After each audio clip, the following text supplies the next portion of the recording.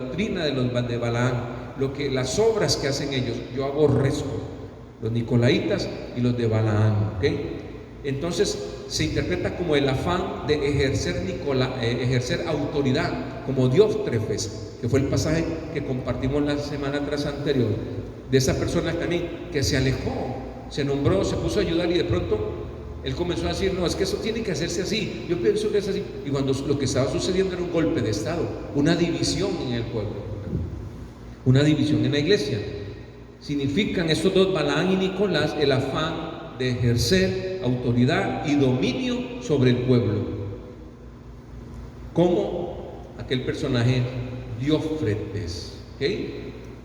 Entonces es posible que se trate de una secta de iniciados y pretendían establecer una división en el pueblo de Dios, y eso conllevaba ritos, conllevaba ceremonias que abundaban en todas las religiones mistéricas de la iglesia romana y aún en la ortodoxa también, mezclando el ceremonialismo judío con la filosofía griega, una mezcla de ceremonias y rituales, los nicolaitas, los de Balaam, ¿okay? Hay sectas que combinan el entusiasmo espiritual con el relajamiento moral.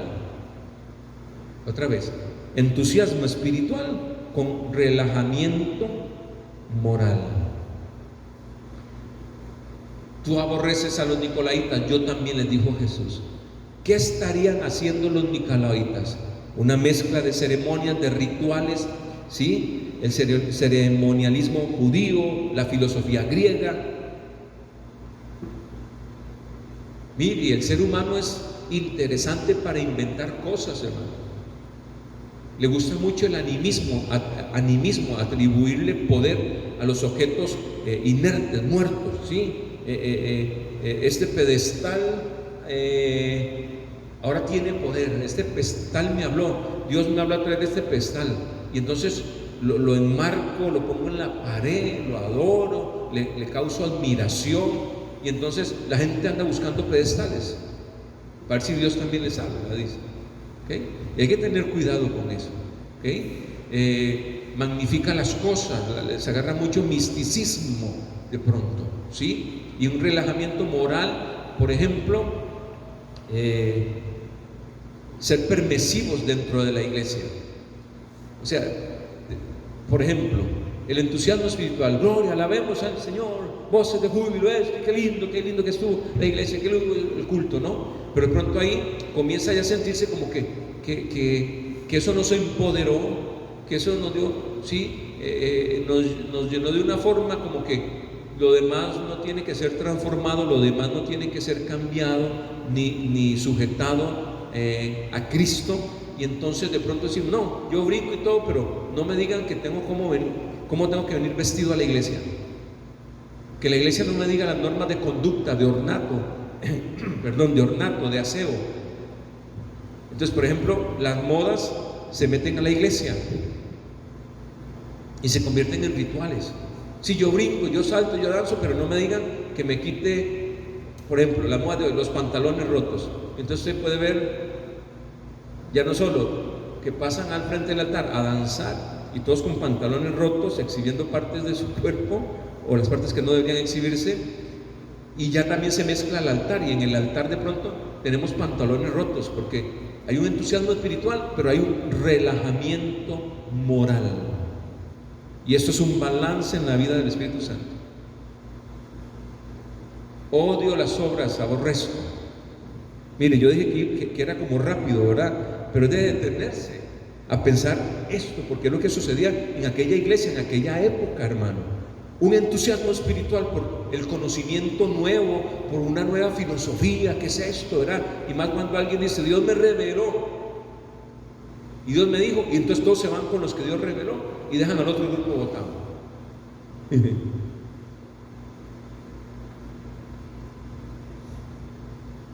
Que Dios me reveló que ahora nadie tiene que bautizarse, es que Dios ahora me reveló, y todos los días Dios me habla y me revela, y la Biblia quedó de lado. La Biblia quedó ahí encajonada, porque ahora yo me siento aquí y me llegan las ondas satelitales del tercer cielo, el quinto cielo, Ya no tengo necesidad de leer la palabra. Y entonces se convierte en una secta cuando la gente está a la expectativa de escuchar a una persona para ver qué le vino, qué revelación nueva tiene cada semana, cada principio de semana, cada fin de semana, no lo que dice la palabra. Cuidado, hay un entusiasmo griego de la época, de los atenienses de aquella época, por filosofías nuevas, eruditos, retórica, hermano. Mucho de esto se mezclaba, mucha fantasía religiosa mezclada con la despreocupación ética. Se descuidaba lo ético, hermano. Aquello era un relajo, un relajamiento y un relajo de pronto aún dentro de la iglesia, o lo que suceda dentro de la iglesia. El Espíritu Santo, nada, no redarguía, no dejamos por fuera al Espíritu Santo, que no nos convence de pecado, que no nos advierta que si eso es bueno o es malo, que si eso agrada a Dios o no agrada a Dios. Hoy la gente no quiere que tú le digas nada de eso, que no lo guíes, que no lo pastorees, que no les adviertas. Cada uno tiene su vida, pero su vida debe ser gobernada a través de la palabra. Y la iglesia forma y educa al rebaño.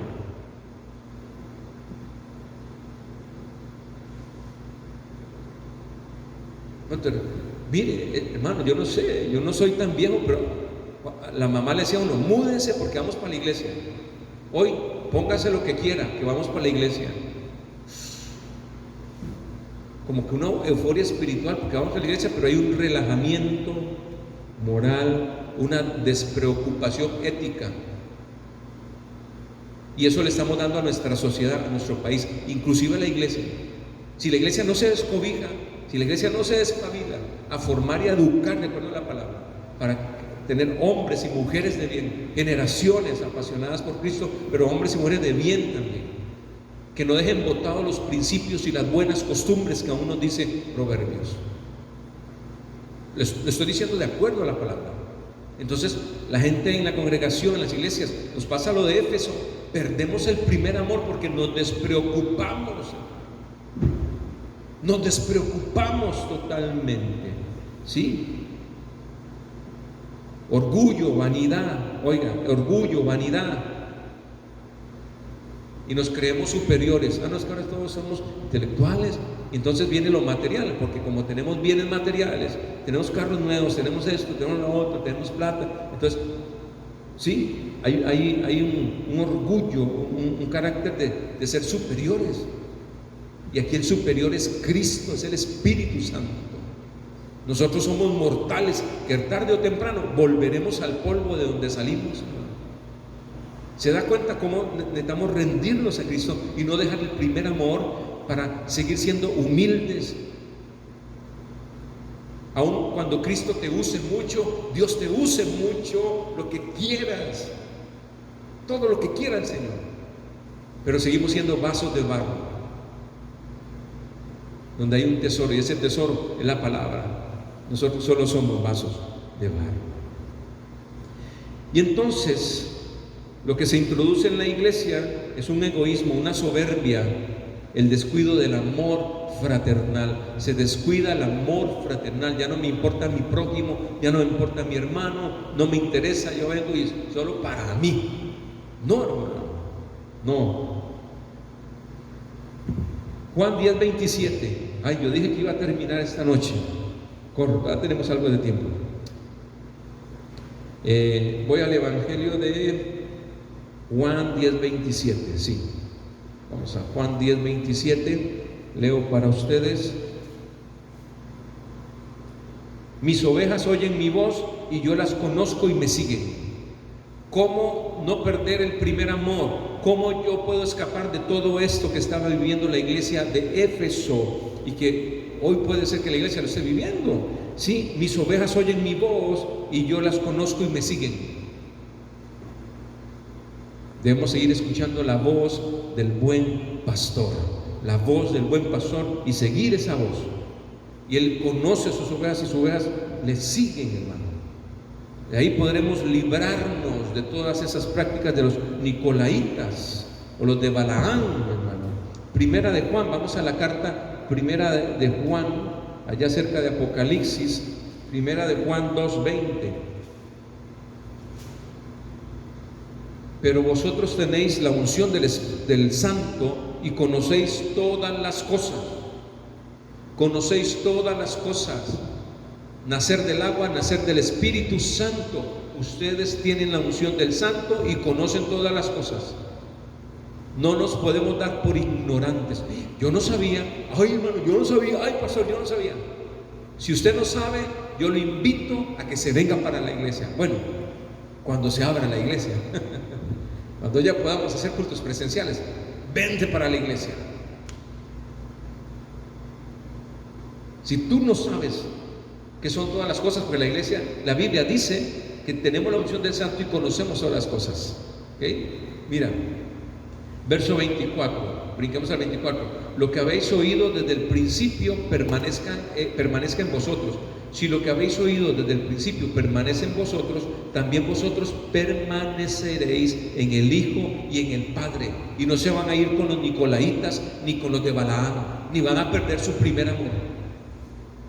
¿Sí qué? ¿Si hacemos qué? Si permanece en nosotros lo que escuchamos desde el principio, el primer amor. Os escribo esto sobre lo que os engaña, sobre los que os engañan. Verso 26. Leí el 20, el 24 y el 26 de Primera de Juan, capítulo 2.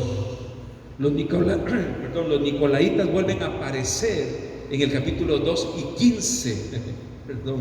Los nicolaitas vuelven a aparecer en el capítulo 2 y 15, y cercanos a los que siguen la doctrina de Balaam, mismos errores, mismas prácticas pecaminosas, ¿sí? Comen lo sacrificado a los ídolos. ¡Ay, qué duro! ¿Tú conoces todas las cosas? ¿Tú sabes lo que es sacrificado a los ídolos? Iglesia que me escuchas, recuerda, ya te hemos enseñado acá en la iglesia local. Espero que la familia, los amigos que nos escuchan, tú recuerdas, tú sabes qué significa comer lo sacrificado a los ídolos. En aquel tiempo había ídolos, y en nuestro tiempo, 2020, ¿hay ídolos? Claro que hay ídolos. Y tú sabes que son ídolos, por supuesto. Yo creo que sí lo entiendes. Puedes ir al diccionario y buscar ídolos y encontrar la definición, ¿cierto? Entonces, mismas prácticas pecaminosas, los nicolaitas, los de Balaam, comen los sacrificados a los ídolos, la fornicación o la sagrada prostitución en honor de los dioses y sus propios templos. ¿Se acuerdan? El templo de Diana, lo que también hablamos un poco, y sacrificios y cosas que habían, mezcla de ritos paganos con los cristianos. Fornicación se podría traducir como apostasía también, alejarse de la verdadera fe. Por eso Cristo dice que aborrece las obras y la doctrina en el verso 15, más adelante en el capítulo 2 de Juan, cuando vamos a ver la iglesia de Pérgamo. Ahí aparece. Es que tú retienes la doctrina de los nicolaitas, la que yo aborrezco. Las obras y la doctrina, vuelve a decir el Señor. Hacen las cosas y ustedes lo dan por sentado. Ustedes aceptan que esa doctrina, que esa enseñanza es verdad. Ustedes la reciben como si fuera verdad. ¿Y acaso no tienen la unción del Santo para conocer todas las cosas? El Espíritu Santo los guiará a toda verdad. Y decir, vas a poder discernir qué viene de Cristo y qué no viene, qué viene de Dios y qué no viene de Dios, hermano. Muy, muy importante. ¿Okay? Bien, pasemos a esto, a la promesa. Quien tenga oídos, que escuche. Al que venza le daré, ¿sí? Le daré el derecho. ¿Okay? El que tiene oído, oiga lo que el Espíritu dice a la iglesia. Y al que venciere, le daré de comer del árbol de la vida, el cual está en medio del paraíso. Al que venza, le daré derecho. Sí, y el Espíritu habla a las iglesias, y es el aliento, el Espíritu es el aliento personal de Cristo, hermano. ¿Sí? Por eso es falso, escucha esto, El Espíritu Santo, el mismo aliento de Cristo. Les enviaré al Consolador. Es necesario que yo me vaya, les enviaré al Consolador y Él les guiará toda verdad, Él les hará conocer todo lo del Padre, lo que el Padre quiere, y está diciendo, el Espíritu Santo se los hará conocer, ¿sí? Por eso es falso atribuir a una estructura,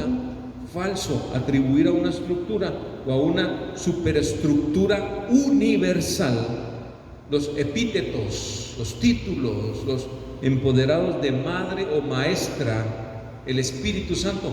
El Espíritu Santo es el único vicario de Cristo sobre la tierra. El único representante de Jesús, que es el Señor, en esta tierra de los vivientes, en el planeta Tierra, se llama el Espíritu Santo. Los demás somos polvo y dependemos de Él, hermano. Juan 14:16. Y ya casi vamos a terminar las notas, al menos de la iglesia de Éfeso. Juan 14:16. Y yo rogaré al Padre y os dará otro Consolador para que esté con vosotros para siempre. ¿Quién puede estar con nosotros para siempre? El Espíritu Santo. El pastor, no. El pastor estará un tiempo, el tiempo que Dios le dé vida, y si Cristo no ha venido, habrá otro pastor sucediéndole, pero siempre continúa con nosotros. ¿Quién? El Espíritu Santo estará para siempre con nosotros. Aborrezco las obras, la doctrina de los nicolaitas y los de Balaam. También pensaban que eran eternos, que ellos tenían el poder y la representación exclusiva. No, hermano.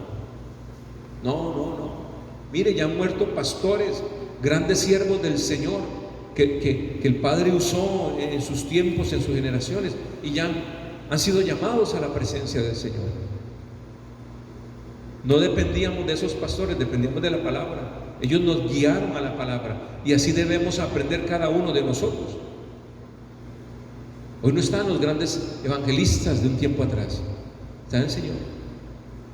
Por eso dependemos de ¿quién? De la palabra, del Espíritu Santo, hermano. Aborrezco las obras de los nicolaitas y los de Balaam, que piensan que son eternos y que ellos aquí son inmortales, y la gente va detrás, ciegos guiando a ciegos, hermano. Y por eso su voz es la que se debe oír y la que se debe seguir. ¿Cuál voz? La del Espíritu Santo. Y cuando escuchamos la palabra, cuando se nos expone la palabra, estamos escuchando la voz del Espíritu Santo, y esa es la voz que debemos escuchar y la que debemos seguir. Romanos capítulo 8, verso 9. Vamos a Romanos. No se asuste, está tronando, es la lluvia. Romanos 8, mira, nos habla de viviendo en el Espíritu Santo. Mas vosotros no vivís según la carne, sino según el Espíritu, si es que el Espíritu de Dios mora en vosotros. Pregunta, si es que el Espíritu de Dios mora en vosotros. Cuidado, estamos dejando ese primer amor. Y si alguno no tiene el Espíritu de Cristo, no es de él. Pero si Cristo está en vosotros, el cuerpo en verdad está muerto a causa del pecado, mas el Espíritu vive a causa de la justicia. Leo el 14, porque todos los que son guiados por el Espíritu de Dios, esos son hijos de Dios. Si tú te dices hijo de Dios, pero no tienes el Espíritu Santo, no has nacido del agua, no has nacido del Espíritu, tú estás repitiendo algo que no es real ni es vivencia en tu vida. Otra vez, todos los que son guiados por el Espíritu de Dios, estos son hijos de Dios. ¿Y cómo sé yo que soy guiado por el Espíritu de Dios? Porque lo digo, porque lo repito, no, porque creíste en fe que Jesús es el Hijo de Dios y que vino en carne y vino en sangre a esta tierra, que murió y resucitó al tercer día y está sentado a la diestra del Padre con gloria y con poder. Y entonces te arrepientes y le pides al Señor que perdone tus pecados y das un paso de obediencia y te bautizas, y luego de bautizarse naces del Espíritu Santo de Dios. Entonces los que son guiados por el Espíritu Santo de Dios, estos son hijos de Dios. no infalibles, no intachables, no perfectos, no estoy diciendo eso, pero son hijos de Dios ahora, guiados, que aborrecen el mal, que se apartan de los nicolaitas, de los de Balaam, de los de Diótrefes, y encienden esa llama permanente en su alma, en su corazón, en su espíritu, para vivir en el primer amor, siempre, siempre, guiados por el Espíritu Santo que estará siempre con nosotros. ¿Te das cuenta lo que dice la palabra? No es que la gente repite allá y dice, todos somos hijos de Dios, no.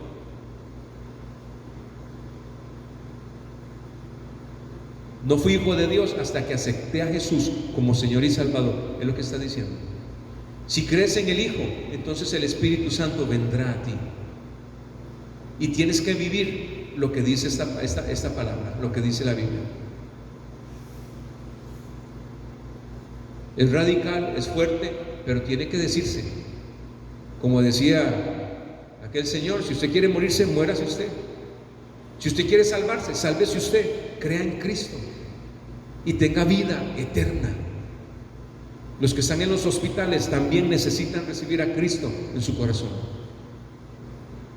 Necesitan confesar que Jesús es el Señor, porque de pronto han sido parte de los nicolaitas o los de Balaam, viviendo en rituales, atribuyéndole poder a cosas inertes, muertas, hermano. Segunda de Corintios 3:17. Segunda de Corintios, perdone que me ría, es que es algo técnico aquí que nos da este sonido. Gracias, pasemos allá.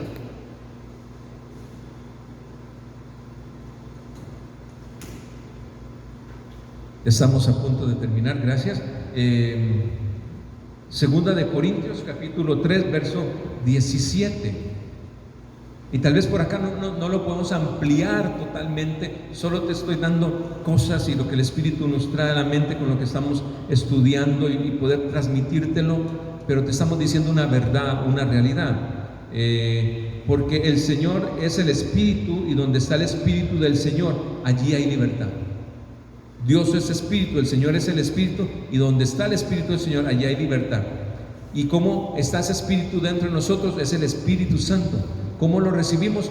Cuando aceptamos a Jesús y le entregamos nuestra vida y comenzamos a servirle, a caminar en Él. Entonces viene el Espíritu del Padre, del Señor, el Espíritu Santo, y nos hace ¿qué? Libres.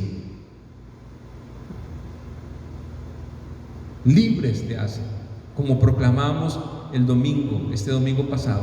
Libres, libres. Las cadenas han sido rotas. El vencedor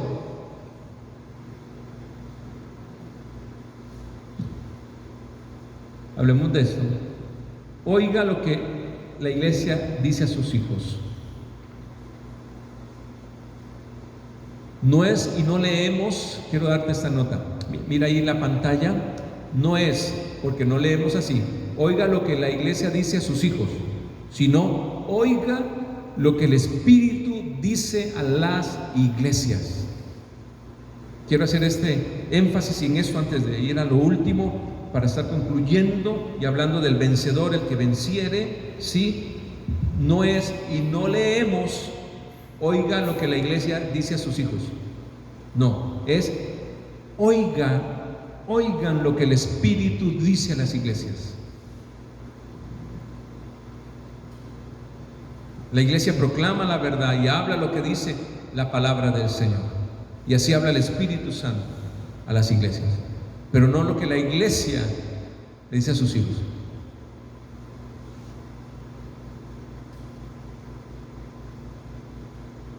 No hay otra doctrina, no hay otra enseñanza. Es un solo Señor, un solo bautismo, una sola fe, un solo Dios. Hoy día no hay rituales, no hay ceremonias. Ya eso quedó atrás, hermano. Hubo en un tiempo, porque el Señor lo permitió así. Antiguo Testamento, Él permitió rituales, ceremonias, ciertas cosas, pero ya no. En la cruz es después de Cristo. Y es obediencia, no sacrificio, sino obediencia. Lo que el Espíritu diga a las iglesias. Y quiero que lo tengas ahí unos segundos. Porque pueden haber iglesias que se han apartado de la verdad y están proclamando sus propias doctrinas, sus propias enseñanzas, sus propias filosofías, y se las están diciendo a los hijos, a los creyentes, a las ovejas, y no es así. Es lo que el Espíritu dice a las iglesias, y la iglesia se somete a eso, a lo que el Espíritu dice y a lo que ya está escrito aquí, hermano. Hay que tener cuidado con eso. Entonces, el que venciere, el vencedor es el creyente